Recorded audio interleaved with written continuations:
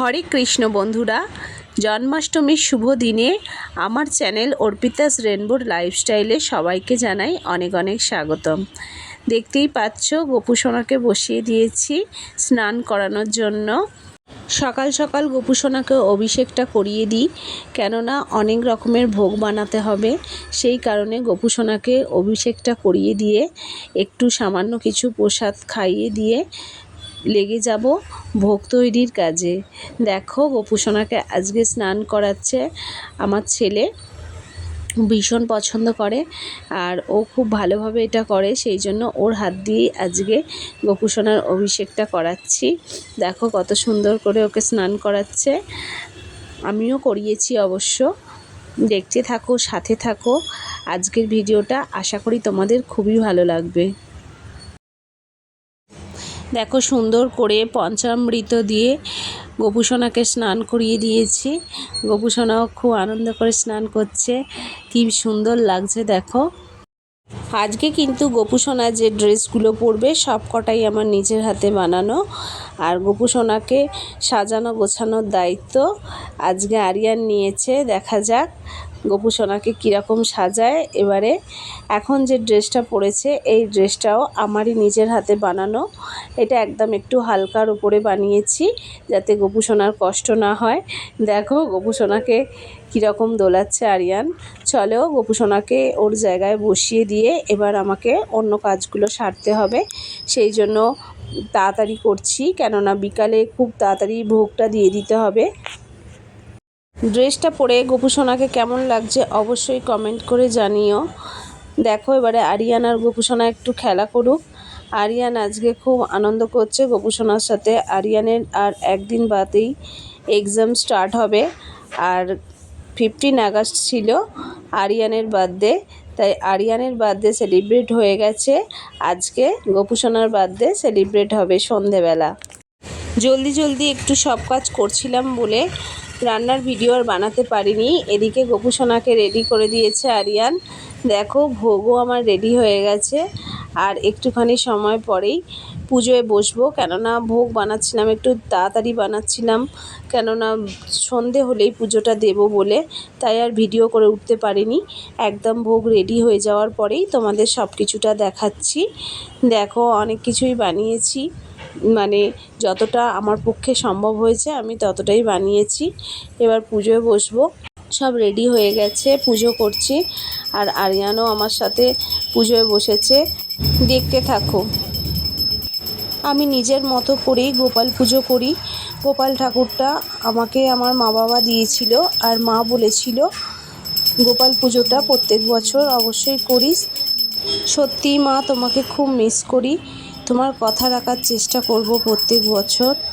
তোমরা হয়তো কোনো দিনই আসতে পারতে না, কিন্তু দূর থেকে ফোনে দেখে খুব খুশি হতে, এটাই আমার খুব ভালো লাগতো। কী আর করা যাবে, যেখানেই থাকো খুব ভালো থেকো তোমরা। এদিকে কী কী ভোগ বানিয়েছি সেটা তোমাদের একটু বলে দিচ্ছি। দেখতে পাচ্ছ জানি, তবুও বলে দিচ্ছি।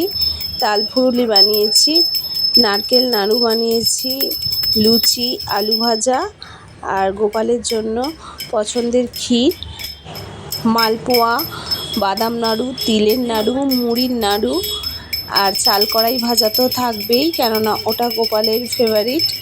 আর তার সাথে রয়েছে 5 রকম ফল, মিষ্টি, আর আমাদের ননিচোড়া গোপালের অবশ্যই রয়েছে মাখন। চলো আরতিটা সুন্দরভাবে সেরে নিই, তারপর সবাইকে একটু অল্প অল্প করে প্রসাদ দিয়ে আসবো।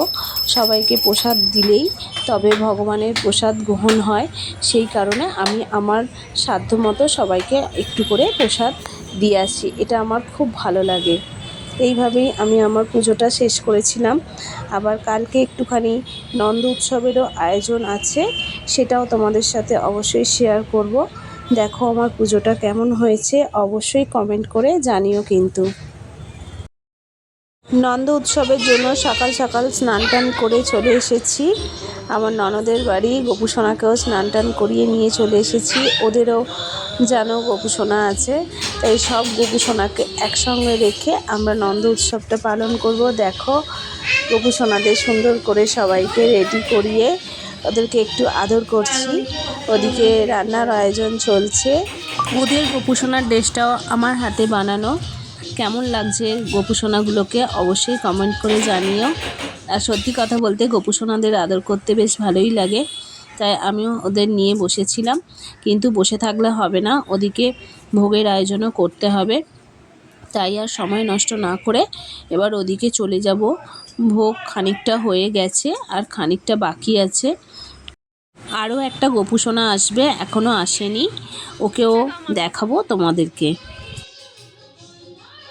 এই দেখো, এটা হচ্ছে সবচেয়ে ছোট্ট গোপুসোনা, এটা রূপোর গোপুসোনা। তারপর রয়েছে এই গোপুসোনারা। আজকে কিন্তু গোপুসোনারা যে ড্রেসগুলো পরেছে সব ড্রেসই আমার নিজের হাতে বানানো। অবশ্যই কমেন্ট করে জানিও কিন্তু ড্রেসগুলো কেমন হয়েছে। সত্যি কথা বলতে গোপুসোনাদের সাজালে মনটা যেন কি সুন্দর ভালো হয়ে যায় জানো তো। তাই ওদেরকে খুব সুন্দর করে নিজের মতো করে সাজিয়েছি। এই দিকে চলছে গোপুসোনার ভোগ রান্না। আমরা অনেকক্ষণ ধরেই রান্না করছি, সকাল থেকেই রান্না স্টার্ট হয়ে গেছে। খিচুড়িটাই বাকি রয়েছে, সেই জন্য খিচুড়িটা রান্না করা হচ্ছে। আমাদের এই এক দাদা খুব সুন্দর রান্না করে, আর দাদার খুব ইচ্ছা হয়েছিল খিচুড়িটা রান্না করবে, সেই জন্য খিচুড়ি ভোগটা দাদাই রান্না করছে। রান্না অলমোস্ট শেষের দিকেই। দাদার খিচুড়িটা রান্না করা হয়ে গেলেই আমরা গোপুসোনাদের ভোগ নিবেদন করে দেব। চলো, সাজাতে শুরু করে দিয়েছি আর সাজিয়েও ফেলেছি। দেখো 5 রকমের ভাজা, পোলাও, পাঁপড়, আর তার সাথে রয়েছে খিচুড়ি, আর চচ্চড়ি, ফুলকপি আলু পনিরের তরকারি, চাটনি, পায়েস, মিষ্টি। এই ছিল আজকে নন্দ উৎসবে ভোগ। আর গোপালকে নন্দ উৎসবে অন্নপ্রসাদ দিতে হয়, সেই কারণে আজকে আমরা নন্দ উৎসবের আয়োজন করেছি। আর একটা গোপুসোনা এসেছে, তোমরা নিশ্চয়ই দেখতে পাচ্ছ। দেখো, তিনটে গোপুসোনা, তার সাথে ছোট্টটাও রয়েছে। এই সমস্ত গোপুসোনাদের ভোগ আমরা দিয়ে দিয়েছি। এবার পুজোটা সেরে নেব। দেখো পুজোটা করছি, পুজোটা একটু শান্তিভাবে করে নিয়েই খাওয়া দাওয়া করব।